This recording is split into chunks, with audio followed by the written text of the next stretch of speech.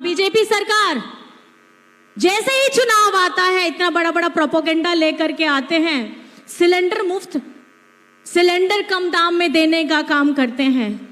अगर इतनी आधी आबादी की अगर चिंता है देश की, तो आपको हर वक्त हर राज्य में एक जैसा सिलेंडर का दाम आपको रखना चाहिए।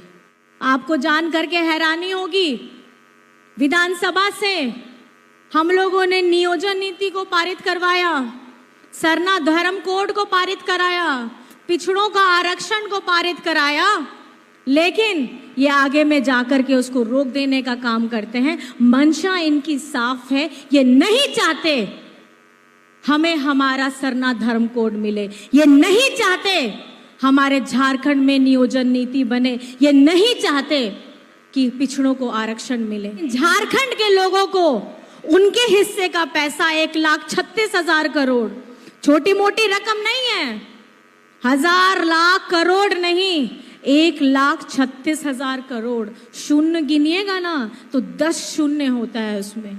इतना पैसा ये है किसका? ये आपका पैसा है। झारखंड को जो गरीब का नाम का इन्होंने घोषित किया है, झारखंड गरीब नहीं है, झारखंड को जानबूझ करके गरीब बनाया जा रहा है। हम अपनी भाषा कुड़ुक भाषा को संविधान की 8वीं अनुसूची में लाने के लिए पत्र पे पत्र लिखते हैं, ये जवाब हमें क्यों नहीं देते हैं? अगर आज इस मौके से आप लोग चूक गए तो दोबारा ये मौका नहीं मिलेगा। आज हम अपनी कला संस्कृति परंपरा को आगे बढ़ाने की बात करते हैं तो इन्हें तकलीफ होती है। आपको जान करके हैरानी होगी, ये हमें आदिवासी भी नहीं बोलते हैं, इन्हें आदिवासी शब्द से चिढ़ है, ये हमें वनवासी बोलते हैं।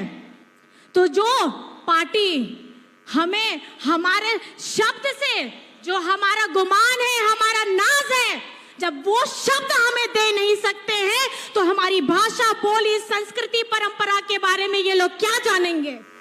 किसी भी कार्यक्रम की शुरुआत हो, किसी भी शुभ मुहूर्त की शुरुआत हो, हम लोग दिया इसलिए जलाते हैं कि उसके आसपास अगर कोई अंधकार है तो उसको प्रकाश में तब्दील करने के लिए। और कहीं ना कहीं ये झारखंड में पहली बार है कि हमारी झारखंडी सरकार, आपकी अबुआ सरकार ने हमारी महिलाओं को, हमारी नारी शक्तियों को, जिनको पूछने वाला कोई नहीं था, जिनके बारे में सोचने वाला कोई नहीं था, उनके मान सम्मान के बारे में चिंता करने वाला कोई नहीं था, उस अंधकार को हमारी इस योजना के साथ उसको प्रकाशित करने का काम किया है आपकी अपनी सरकार ने, आपकी अपनी हेमंत सरकार ने, आपकी अपनी महागठबंधन सरकार ने। मैं इस यात्रा में आदरणीय बेबी देवी जी का बहुत बहुत धन्यवाद करना चाहती हूँ। अगर गिना जाए तो हम लोग अभी दूसरे चरण के, ये तीसरे प्रमंडल है, और आज कुल मिलाकर के देखा जाए तो इस मैया यात्रा का ये 10वां दिन है। और कहीं ना कहीं मैडम के साथ, दीपिका जी के साथ हम लोगों ने अलग अलग झारखंड के हिस्सों में गए, अलग अलग कहानियां, गाथाएं सुनी, और कहीं ना कहीं ये प्रेरणा जो हमारे वीर शहीद हमें सिखाते हैं, वो ये बताते हैं कि कितनी भी विषम परिस्थिति क्यों ना आ जाए, अगर आपके पास संसाधन की भी बहुत कमी हो, उसके बावजूद अगर आप अपने बारे में, अपने हक के लिए, अपने अधिकार के लिए आवाज उठाने का काम करते हैं, तो वो आपके अंदर से आता है, और वो होता है आपका आत्मविश्वास। और ये आत्मविश्वास ही है जो कहीं ना कहीं हेमंत जी को भी ये झारखंड की आधी आबादी को सौगात देने का काम किया है उन्होंने। और झारखंड में ये पहली बार है जो किसी राज्य के मुख्यमंत्री ने, जो आपका दादा है, आपका बेटा है, उसने आधी आबादी को इस खुशी के लिए जो आपका अपना हक है, सम्मान है, उसे देने का काम किया है।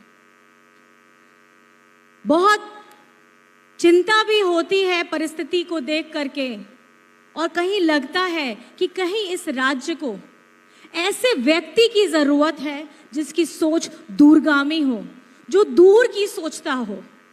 और उस दूर सोचने वाले व्यक्ति की जितनी योजनाएं आज आप हमारी झारखंडी सरकार की देख सकते हैं, आप बैनर पोस्टर में भी देखते होंगे। ये सिर्फ बैनर पोस्टर में नहीं, ये हमारी धरातल में किए हुए काम है जिसके वजह से ये बैनर पोस्टर है। चाहे आप बिरसा हरित ग्राम योजना हो, आप अबुआ आवास योजना हो, सर्वजन पेंशन योजना हो, हरा राशन कार्ड योजना हो, बच्चों के लिए सावित्रीबाई फूले योजना हो, गुरुजी क्रेडिट कार्ड हो, मरांगों के फॉरेन स्कॉलरशिप की योजना हो, कहीं ना कहीं ये हमें बताता है कि झारखंड में एक ऐसा मुख्यमंत्री है जो हर एक वर्ग के लिए काम करना चाहता है। और ये चिंता उन्हें इतनी ज्यादा है कि मैं आपको बताना चाहूंगी, हमारे डबल इंजन की सरकार जब पहले थी, वो हमेशा स्कूलों को बंद कराने का काम करती थी, शिक्षक की बहाली ना हो उनका काम करती थी, अल्पसंख्यक विद्यालयों में शिक्षकों की बहाली को रोक लगा देते थे। कितने स्कूल, कितने हजारों स्कूल को उन्होंने बंद करवाया है। और एक तरफ Hemant Soren ji CM school of excellence खोलते हैं, हमारे अल्पसंख्यक विद्यालयों में शिक्षकों की बहाली करते हैं। एक तरफ ये बीजेपी वाले हमारे आवास का पैसा हमारे झारखंड को ना दे करके अपने राज्यों में देते हैं जहां इनकी अपनी सरकार होती है। लेकिन वही हेमंत सोरेन जी अब वो आवास देते हैं, 3 कमरे का आवास देते हैं, रसोई घर के साथ में देते हैं। एक तरफ में हमारी केंद्र सरकार हमारे किसानों के ऊपर में गोलियां दागती हैं। जब देश के किसान हड़ताल में होते हैं उनकी बात सुनने वाला कोई नहीं होता है। लेकिन झारखंड में हमारे किसानों के लिए अगर ऋण माफी की योजना बनाई गई है तो हमारी महागठबंधन सरकार ने बनाई है। एक तरफ में ये अंधेरे का फैलाने का काम करते हैं, दूसरी तरफ में हम झारखंडी सरकार उजाला देने का काम करते हैं। ये आपकी मुस्कुराहट को बीजेपी वाले छीनने का काम करते हैं, वहीं हम झारखंडी सरकार हमारी आधी आबादी को, हमारे बुजुर्गों को, हमारे बच्चों को खुशियां देने का काम करते हैं, उनकी चेहरों में चमक देने का काम करते हैं। यहाँ बीजेपी सरकार जैसे ही चुनाव आता है इतना बड़ा बड़ा प्रोपोगेंडा लेकर के आते हैं, सिलेंडर मुफ्त, सिलेंडर कम दाम में देने का काम करते हैं। अगर इतनी आधी आबादी की अगर चिंता है देश की, तो आपको हर वक्त हर राज्य में एक जैसा सिलेंडर का दाम आपको रखना चाहिए। लेकिन मैं आपको बताना चाहती हूं, हमारी झारखंडी सरकार, आपकी अपनी सरकार निरंतर इस प्रयास में है कि हमारा झारखंड आगे कैसे बढ़े।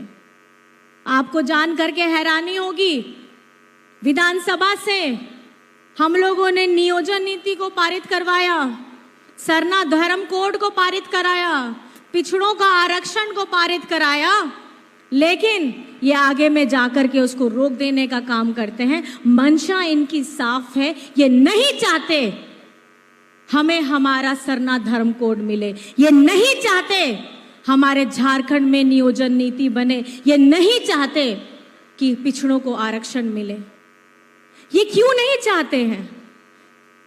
ये चाहते हैं कि झारखंड के लोग का शोषण हम तरीके से करें। झारखंड का अगर धरती का अंदर में जो खजाना है वो निकालेंगे और अपने राज्यों में जाकर के उसको चमकाएंगे, लेकिन झारखंड के लोगों को उनके हिस्से का पैसा 1,36,000 करोड़ छोटी मोटी रकम नहीं है, 1,000 लाख करोड़ नहीं, 1,36,000 करोड़। शून्य गिनिएगा ना तो 10 शून्य होता है उसमें। इतना पैसा ये है किसका? ये आपका पैसा है। आप लोगों का पैसा है। हमारे बुजुर्गों को पेंशन दिया जा सकता है, हमारी बच्चियों को अच्छी शिक्षा दी जा सकती है, अच्छे अस्पताल खुल सकते हैं, विद्यालय खुल सकते हैं, लेकिन ये नहीं चाहते कि झारखंड आगे बढ़े, क्योंकि इन्हें अपने एक दो राज्य को ही देश में आगे बढ़ाना है। ये झारखंड को जो गरीब का नाम का इन्होंने घोषित किया है, झारखंड गरीब नहीं है, झारखंड को जानबूझ करके गरीब बनाया जा रहा है। हमारे जंगलों को काटते हैं। आपको पता होगा छत्तीसगढ़ में हसदेव जंगल को उन्होंने काट दिया, आज वहां व्यापारियों को दे दिया। किस लिए? वहां के खनिज संपदा निकालने के लिए। और यही काम झारखंड के लिए भी करते हैं। बचाना होगा, हमें अपने जंगलों को बचाना होगा उसी तरीके से जिस तरीके से नेतरहाट में फील्ड फायरिंग रेंज में दादा ने जिस तरीके से बताया, कितने वर्षों तक लोग अपनी लड़ाई लड़ रहे थे, लेकिन रुकवाने का अगर काम किया है तो वो हेमंत सोरेन ने किया है, क्योंकि उनकी मंशा साफ है।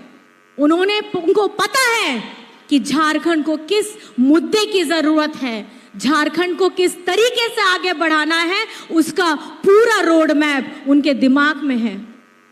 लेकिन आपको मैं ये बताना चाहूंगी, अभी कुछ दिन में बहुत लोग आएंगे, दिग्भ्रमित करेंगे, जाति के नाम पे करेंगे, धर्म के नाम पे करेंगे, लेकिन ऐसे लोगों को से आपको सचेत रहना है।